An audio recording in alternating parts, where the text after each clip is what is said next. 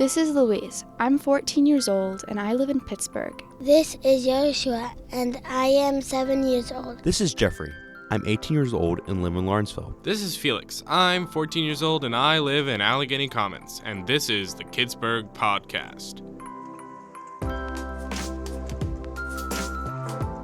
Welcome to the Pittsburgh Podcast, a place where we get to go beyond some of the great resources and events that we share for families on our website, pittsburgh.org, to bring you even more exciting people, places, and thoughts to get parents and kids talking and doing. I'm Melissa Rayworth, the editor of pittsburgh.org. And I'm Yu-Ling Cheng, Pittsburgh's director, and I'm excited to hear the story of one of the original chapter leaders of MAMA, Mothers Against Media Addiction, and how her experience with digital media led to a revelation about how it impacts not only kids, but parents too. And I'm Kristine Sorensen, anchor with KDKA-TV and producer for Pittsburgh.org. And we'll also ask teenagers whether they've ever experienced digital brain fog from so much scrolling. But first, our hidden gem. Yu-Ling, tell us about Remake Learning Days. It happens every spring in the Pittsburgh region. It's my favorite time of the year. So Remake Learning Days is a hands-on learning festival, and it's lovingly called the world's largest open house. So libraries, schools, parks, science centers, museums, tech centers, they all open their doors and provide a hands-on learning activity. And it can happen here in Pittsburgh, but it's also grown to 15 regions across the world. So if you're in Christchurch, New Zealand, or Doncaster, United Kingdom, you could go to a festival there. And it's just a lot of fun. And the reason why this festival is so special is because it's designed for parents and caregivers to learn with their kids. And the research shows that if you're learning together, the kids become more interested in learning, the parents become more confident in helping their kids, and you just have a lot of fun. Well, it is fun. I mean, I've been to these, I've covered them, and to add, most of them are free or very minimal cost. 95% of the events are free. And there are so many, given that it covers science, art, technology, the environment, so many different things, youth voice. It gives families a chance to pick from among so many things. So some examples of that, you could go to a library and learn how to make an art spinner. You could go to SLB Radio Productions and learn how to create a podcast as a family. Which is what we're doing right here Yes. as our Pittsburgh family. Another one that I went to is you could go to a park and learn about bird migration, and then they give you VR goggles to wear, and you actually start to experience the bird migration as if you're the bird in the park flying through a city. Oh my gosh, I would love to Wow. do that. Well, and I love that by attending all different kinds of events, families, I think, often discover places here in the Pittsburgh region that they might not have known about. They might discover somewhere that their child could take a class or they could do something together as a family that they hadn't tried before. So we'll have all the info on Remake Learning Days at pittsburgh.org, so be sure to sign up for our free email newsletter so that you're the first to know and you can put it on your calendar. Pittsburgh is Pittsburgh. You're listening to the Pittsburgh Podcast. More and more research is coming out showing the harms of too much time spent using digital technology. Jess Elefante knows that from personal experience. She developed signs of digital dementia and decided it was time to change her relationship with screens and media. She has written about her experiences in her book, Raising Hell, Living Well, and she is co-chair for MAMA, Mothers Against Media Addiction. It's a topic she cares deeply about as a parent of a 13-year-old and a 3-year-old. So she joins us today to share her insight into how we can all live better lives when it comes to media and technology. Jess, thank you for being with us. I'm excited to be here. Thanks for having me. Tell us the story of how you started experiencing memory loss through your work, and then you realized what was causing it. Yeah, it was all accidental. I didn't intend to have a career that was very digitally focused. I worked in marketing, advertising, and branding, but it was just kind of like the perfect timing of when the internet, specifically social media, was becoming something that my clients could no longer ignore. And so I was busy building out Facebook pages, and if anyone remembers Vine, and teaching viral networking 101 to small businesses to understand what this was. And because I started operating on behalf of my clients on all of their social media platforms, if I had, 10 clients and each had 3 different platforms, I was tweeting and Facebook posting and messaging all day long. And I just started to notice this real shift in my cognition, in my memory, in my attention, and even the feeling of like presence, but I couldn't put my finger on what it was. And so the really short abbreviated version is I went on vacation with my husband at the time to Hawaii, and we didn't have Wi-Fi on the plane. And this was horrifying to myself, who had a bunch of clients expecting me to work all the time. And so when I landed, I messaged them all and said, I just landed, I'm back up and running. And he told me that he was going to send me home if I was going to spend my whole vacation doing that. And so today it would be called a digital detox or an intervention. But back then it was just my husband kind of drawing a line in the sand. And what developed from that was 8 days later. And it's so significant to me because the average American vacation is 7 days or less. But it wasn't until the 8th day that it was like someone flipped a switch back on in my brain. I was very clear. I had no memory issues. I was having a lot of trouble with like word recall, and all of that disappeared. Honestly, it was like my old brain was back. And it was in that moment that I knew what the difference was. Some people would have challenged me and said it was, oh, you were on this glorious vacation. It was the rest you got. But I noticed as soon as I got back to New York that once I started using my technology again, that those symptoms started to come back. And today they call it digital dementia. The kids call it brain rot on TikTok. I love that you were motivated when you realized it through this personal experience so powerfully what was going on. It became important to you to spread the word about what you had experienced and what you could see happening all around you. And that, of course, led to Mothers Against Media Addiction. So tell us a bit about what Mama does and how it's already having an impact. That experience for me was back in 2013. And in 2014 is when I left, my job and started advocating for these changes for kids, because I couldn't imagine, I didn't get a cell phone until I was in my 20s. We had a family computer when I was 18, and we were still using disk to dial up. And if I had become this unwell and addicted in such a short period of time, this was my lived experience, right? We didn't have any science. There was no research back in 2014 to support what I had experienced. Today, sadly, we now have a generation of children that are experiencing what I did, as well as the adults. But I was out there kind of doing this on my own for a really long time, and nobody was paying any attention, or they thought I was crazy. And so the past couple of years, things really began to shift. And I got to see Julie Scelfo, the founder of Mothers Against Media Addiction, speak at a Responsible Tech Summit. And I ran backstage and I was like, whatever you're doing, I'm in. And so I'm very proud to have been one of her sort of founding members, the first co-chapter leader for the Brooklyn chapter, which is the very first chapter in existence. And now today, it's a year later. I mean, this was just a year ago. And I mean, I can't even keep track of the numbers now. Last I heard, we were at 28 chapters nationwide with a wait list of over 50. And it's just a matter of being able to grow strategically and smartly, but there's a ton of people that are joining this fight now, and it's amazing. And I'm so proud to be a part of Mama. And so I know at Pittsburgh, I did a story on the Sewickley chapter and the work that they're doing, getting changes in school policies and that kind of thing. Explain specifically what is the mission and goals of Mama.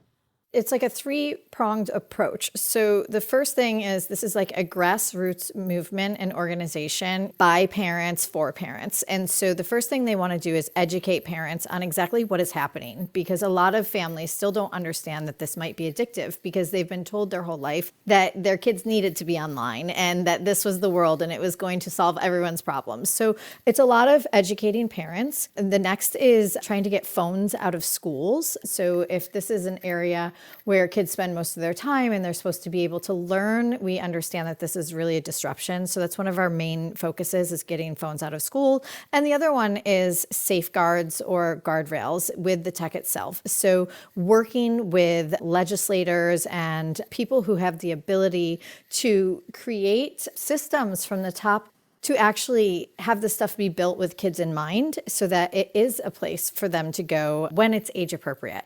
And then also on a federal level, Julie's really involved going state to state, meeting with senators and people that have this sort of power to make change on behalf of our kids.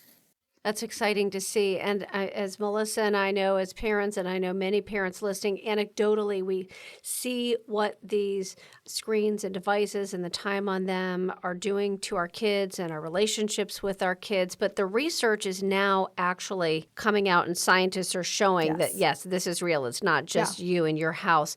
There's a lot of research out there, but are there certain things that stand out to you in terms of the impact? I'm a writer, I'm an author. One of the things that really scares me is the literacy of our children has absolutely gone down the drain. The other one that really jumps out is the rate of suicide in young children, ages 8 to 13, has skyrocketed. The amount of time that they're actually with other people versus being by themselves, these are all things that are there's hard and fast numbers on them now, and it isn't just a hunch anymore. It's not just my hunch. It's true. And I think for many parents, as we're beginning to read about this research and see all of this unfolding in our own homes, our next question is, what do we do? How can we make changes at home? Maybe help, as you said, help make changes at our child's school and in our communities. So what advice would you have for parents? I'm sure, every household is different, but if parents are thinking to themselves, okay, we see this research, we understand that for ourselves and for our kids, this is an issue. What are some steps we might take to try to make things better? Yeah, I think the first thing is to start having those conversations, period. So just saying to your child, and I know, some people have a 1-year-old and some people have a 16-year-old and think the cat's already out of the bag. We don't have all the answers. We can just say that we are starting to read this research and we understand that there's an issue here and we're concerned and we want to have this conversation and start to think intentionally about how we're using this stuff. And so with your older kids, that'll make a little bit more sense. With your younger kids, you're the parent. You're the boss, so you can just make it the norm. Some easy tricks that I have is obviously creating like a code of ethics or manners around it. So device-free sacred spaces, like never have any devices, at dinner time. Don't have them at home when you go to bed or in the bathroom. I'm in New York. One of the rules that I've given my son is no devices while moving. That includes walking. That includes a car. That includes when we're on the subway. Now, my one that I allow is on an airplane, and that becomes special, right? So it's starting to create like the same way we have a value system for how we behave out in the world, the type of food we have in our house, the media we allow our children to watch. You want to start to create a familial value system for your own family. And then, there's going to be pushback, whether it's with your kids' friends, even the other parents. They might not want the phones collected at school because they think that means that their kid can't get in touch with them if they're unsafe. And so I think the magic to this is just having the conversations and being open and not shaming people or judging them. I love that approach. It's really wonderful. And I think on an individual level, a lot of us, kids and adults, want to spend less time on these devices, but we have a hard time on our own just making that change. For sure. So explain how the tech companies are really trying to keep people engaged and spend time on their apps and their websites. Yeah, so this was a lot of the work that I did in my book. I wanted to write something that was for people who didn't work in marketing or advertising or technology to really understand like what's at play here. So the first thing is on their end, they are making money by the more attention that you give them. So this really started with social media. So the more eyeballs that they get on their products, the longer they stay on, the more they can sell ads against it. So Their goal is to get, let's say me, to stay on instead of 1 hour, 8 hours, because they can sell significantly more ad space against the 8 hours versus the 1 hour. And the way they do that is through like behavioral science. They understand intuitively, they've studied it, how to get me to not put my phone down. So this is when they introduced the endless scroll. This is when they started to mix up the timeline, because you used to be able to know, okay, I've caught up. I've watched everyone's photos from vacation till this last post, which I saw last time I was on. Well, now it's all jumbled, so it's endless. So you have to keep searching to try and find somebody that you like. So that was like the old way, the attention economy that they are monetizing off of you. And now they're actually learning. I forget the stat exactly, but if there's a 13-year-old that's been online, even for a few years of their life in any capacity, they have something like 30 million data points on that child. So now I know your name. I know your fears. I know what you're into in regards to sports or music. I know when you feel sad. I know when you walk across the street. I know who your best friend is. And they use all of that. Right? All of that data. And people will be like, I don't care. I like when Spotify gives me the song they think that I will like. But what they're doing is they're using ourselves against us. This is why we see the rise in like the Sephora tween, like you go to Sephora at any time after school, it's filled with a bunch of 10, 11, and 12-year-olds that are trying to anti-age their skin. It's because they've learned that at this age, girls are very, very into and concerned and a bit shameful about how they look. And so they've triggered all of this by creating this sort of profit pipeline of creating younger consumers. Like people would say, well, why would people do that? Because there's always money on the other end. So the more that video gets watched and shared, the more money somebody makes.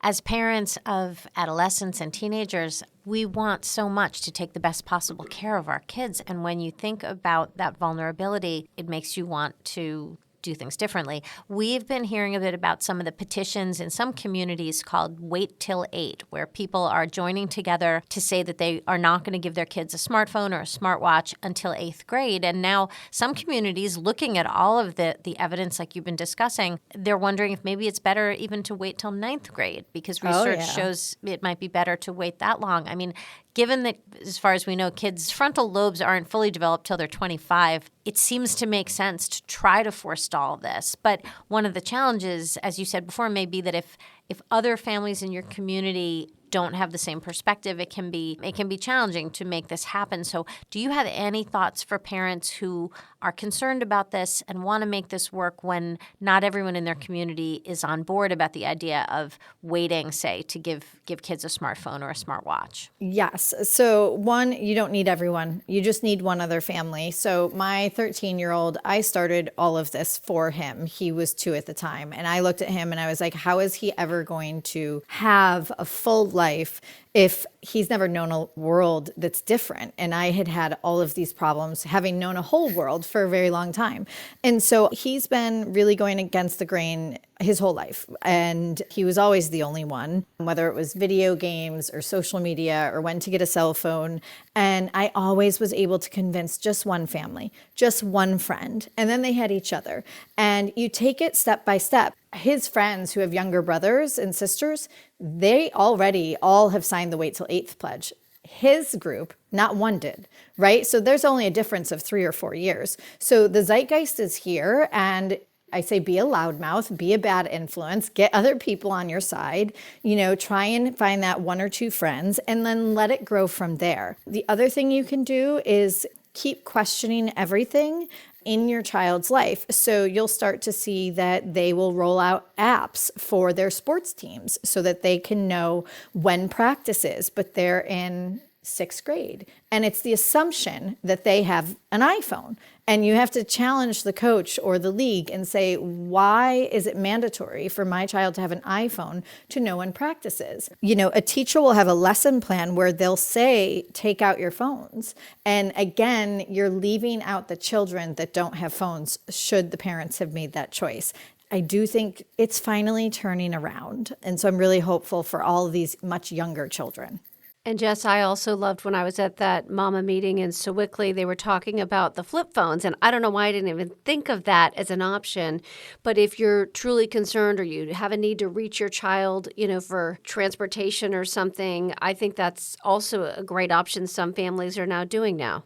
Oh, yeah. I love a good flip phone. And that's the thing that's kind of crazy, right? Like, we call them phones. These kids ask for phones for Christmas. They don't want phones. They're not making phone calls. They want mini computers that have games and chatting and inappropriate content on them, right? I call them portals to predators. I know that's a bit extreme, but it's true. And if I can't control it as a parent, then why am I going to allow it in my house and in my kid's life? So we have dumb phones, we have flip phones. I'm a big fan of Gab. So this was important when he went to middle school, that it looked like a smartphone, and it does group messaging, but it doesn't have any internet access or anything like that. Wow. Interesting. I love it. All right. So lastly, some people are comparing this fight against kids' media addiction to cigarettes. Kind of like, now that we have the research showing the harm, that we have to change the laws to protect our kids who don't have the maturity to make wise decisions and who are being harmed. But then there are others who say, look, it's too late. The cat's out of the bag. We can't put it back in. What's your thoughts? Oh, we are 100% battling big tech like we battled big tobacco, like we are battling big food. It is very much the same. And I will say that there's more nuance here. So the tech companies are really, really, really good at poking holes in the research and the theories, right? So they'll say you need airtight research. Well, maybe it's just bad parenting. We've shifted, we've changed. They'll even say they've done the thing that they were actually mandated to do, and then we know, we've tested them, it's proven that they have not. It's a really huge battle, and any law that gets passed, they're going to try and shoot it down. But I really think that the change happens when people become aware and start saying enough, whether that is that they opt their kids out completely so that they are forced to make something that is safe for kids if they want to have their children on their platforms, or because so many people have sounded the alarm that legislators actually do their job. Thank you so much, Jess. This is such an important subject, and I'm really glad we got to spend some time with you talking about it. Thank you so much for all this information.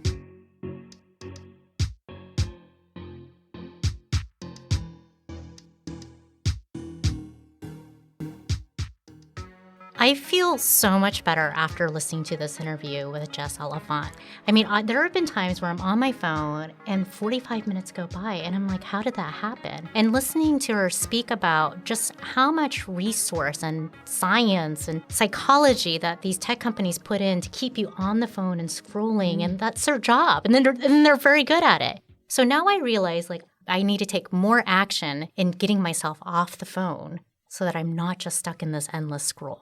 What she was saying about modeling behavior, you're so right. I think even if, our kids may not always know whether we're on our phones for work or for other things that we're doing, but it's so important to let them see that we're grappling with this and that this can be as hard for us as it is for them. Like you said, all this technology and all this thought has gone into keeping us all stuck in this motion of constantly scrolling. So I think it's probably a nice thing for kids to realize that adults struggle with it too, but we all have to have a new way of approaching this, because we can't just say, oh, tomorrow I'll do better, because it's hard.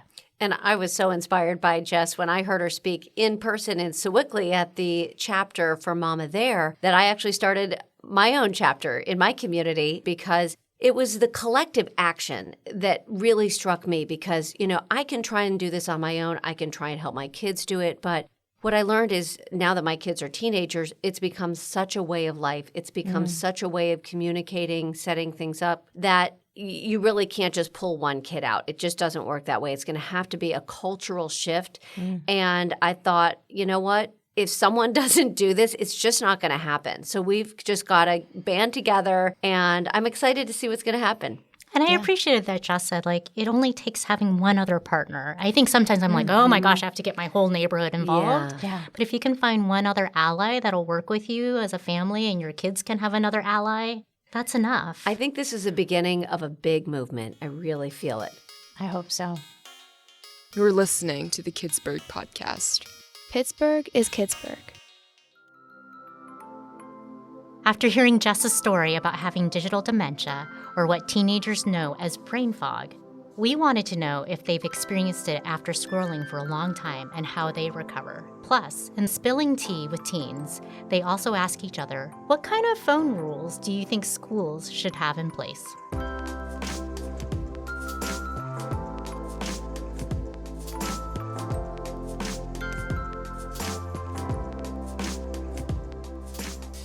I guess the main idea is if you're scrolling for so long and you're doom scrolling, then you get to a point where your brain starts like literally rotting, or like you don't feel good. You're not as intelligent, I think, in some way. The things I get on my TikTok isn't like just random stuff. It's like girls my age talking about stuff, or like just makeup tutorials or anything. So it's not like just random things. So no, I don't feel like that. I have an hour bus ride and I don't have a phone, so I'm just looking out a window all the time. And I guess that along with a lot of other things you take for granted, that you have a phone and you could just listen to music, scroll on TikTok, whatever. And now I would say my mind is clear and I'm definitely more healthy mentally. For my school, I can see why we're not allowed to have phones, because my school isn't the best school. There have been days that they've let us have their phone for like a day, and we've proven not to be able to handle having our phones. I hate that it affects other kids, for the ones that wouldn't do anything bad with their phones. It sucks, but there's really nothing I can do about it, so. 5 times out of 10 people in my class will not be on their phone. They might use it for like certain stuff, like what a word means or something, but they ain't gonna use it for no other reason. I think my school does phone rules the right way. They do it where you can keep your phone the whole day, but you're only allowed to like be on it like between classes, and you can be on it during lunch, you can still have it. I think it could be cool to have more internet literacy classes or something like that, so you know how to use your phone, you know, like to be mindful and that type of stuff. But I don't think fully taking it away will help. This has been such a great episode, and in our next one, we talk with a married couple who own a popular Italian restaurant in Pittsburgh, Dia Noya's, about how to create healthy meals at home with your family. And we take you to Pittsburgh's Strip District to shop for all that food you're going to want to buy after hearing it. Plus, teenagers ask each other what kinds of things they do to take care of themselves. Until then, be sure to sign up for our free email newsletter at kidsburg.org for all the resources, events, and stories to help parents give all the kids the best opportunity to thrive. See you for our next Kidsburg podcast.